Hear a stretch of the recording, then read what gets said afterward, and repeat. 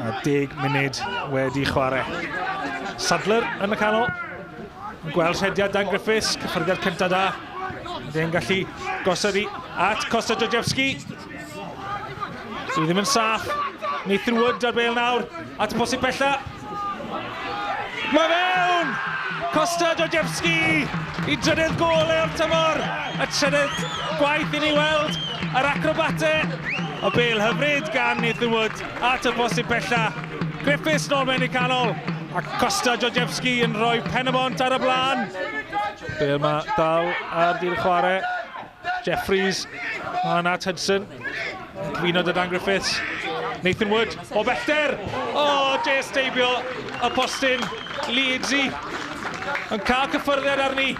Arbediad mor bwysig. Vickers. Wedi mynd at yr asgell chwith nawr.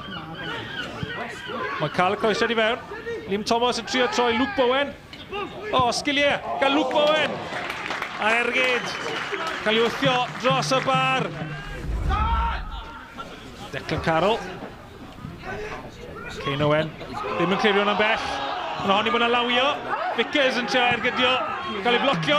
A Pen-y-bont yn clirio. Declan Carroll apelio yn rhif rwdfrydig yn cael Caerfyrddin. Jones. Casglu'r bêl rhydd. A Vickers. Oes yna groesiad fan hyn. Mewn. Mae Liam Thomas yn codi. Liam Thomas yn penio ar draws y gôl. Ac yn boenus o agos heibio i'r postyn.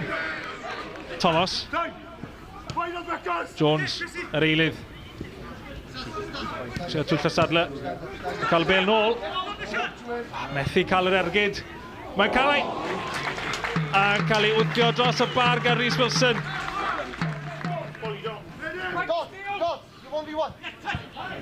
George. O, pas lac. Nathan Wood sy'n dwy'n y bêl. Methu cael y croesiad. Georgievski. Mewn at Hudson. Hudson! O bêl o postyn! Am gyfle i dyblu mantes. Fel Leedsy ddim wedi cael llaw at hwnna. Declan Carroll yn y munudau ychwanegol. At y posib bella. Mae'n mynd. Ac mae Caerfyrddin wedi ennill sgôr. Am ddiwedd anhygoel i'r gêm yma yn ganol y niwl. A Luke Bowen oedd yn gweld yn glir i orffen yn y cwrt. I ddegfed golau o'r tymor. A'r trydydd yn erbyn Pen-y-bont. Quite the drama to end the game, Rhys. What did you make of your performance? Yeah, the whole game felt dramatic to me. I thought we did. The players did everything we asked of them. We didn't probably play as much football as we did in the Boxing Day game, but we learnt the lessons from the Boxing Day game. We didn't give them anything. They didn't get much on the counter attack. And I didn't think they had many chances. So they, you can put a spin on it all day. I've just put mine on it. Theirs will be that they dominated possession, I got no doubt. But they didn't really hurt us, and I thought we had the better chances. So I was pleased that we learnt the lessons. Do you think a draw was a fair result? In the end, probably you would say yes, because of the the moment we scored. But when we did what we asked them to do, we created problems for them, and I think they knew that. You could hear them on the touchline what they wanted to try and stop us doing, and when we were brave enough and the quality was there, we managed to open them up. Do you think you deserved more than the point?